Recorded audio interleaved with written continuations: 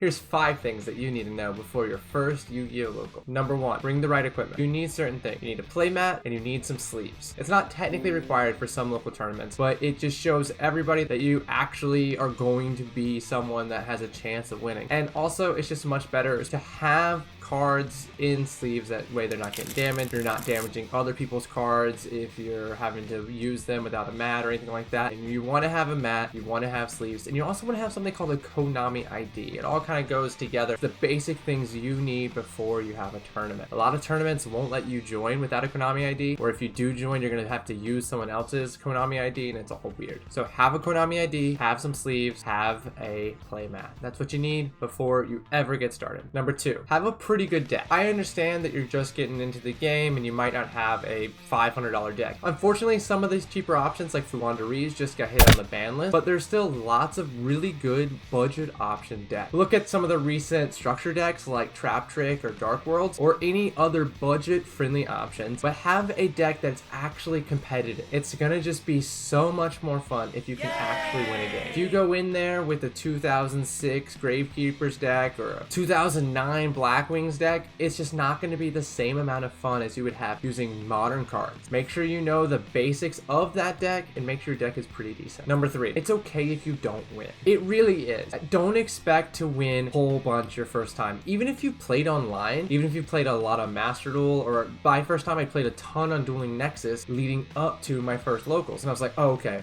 my deck on Dueling Nexus kicks ass. I'm going to dominate in the locals. The truth is, people who are willing to pay a lot of money in real life and go to tournaments in real life are probably better than most of the people who are playing for free online. So what that means is, even if you think you're really prepared, you might not do as well as you expect. That's okay. As long as you're having a good time, as long as you're improving, don't worry about it. You don't have to win every week. You don't have to win every duel. You just gotta show up. You just gotta have a good time, and you'll get better as time goes on. Number 4, try to make some friends. Make sure you make this a priority. Locals are a great place to make new friends and to find people that enjoy the same things you do. Maybe you really have been into a other card game in the past. There are probably people that are into that card game as well, and you can bond over that. Maybe you're really into a sports team, or you're really into an anime, or really into something. Find that common ground and use that as a way to build relationships with people. It makes it so much easier to play outside of the tournaments. It makes it so much more fun. It gives you an excuse to show up again next week. It gives you a sounding board to try to edit your deck and get a little bit better. My very first time at locals, I made a friend.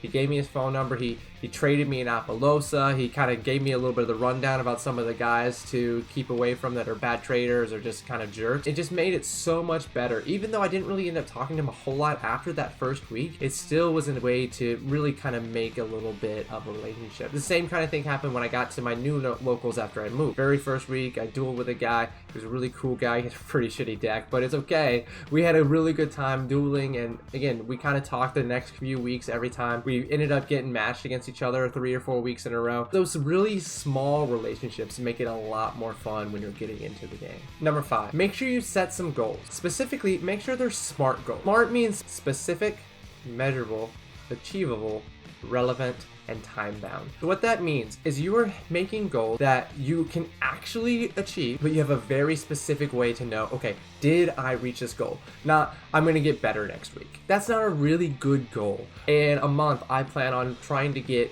2 wins. Okay, well that's a legitimate goal that you can measure. You have a time thing. I'm going to, by the end of my first month, I'm gonna have 1-2 matches in a single tournament. I think that's a perfectly valid goal. Think about goals that you can reach and that you know whether or not you've reached them. Again, the reason why they have to be so specific and so time bound and so measurable is so that you know you're making progress. It makes it a lot more fun, and also it makes you know, okay, I wanted to get better, but am I actually getting better? I wanted to whatever, but am I actually doing that?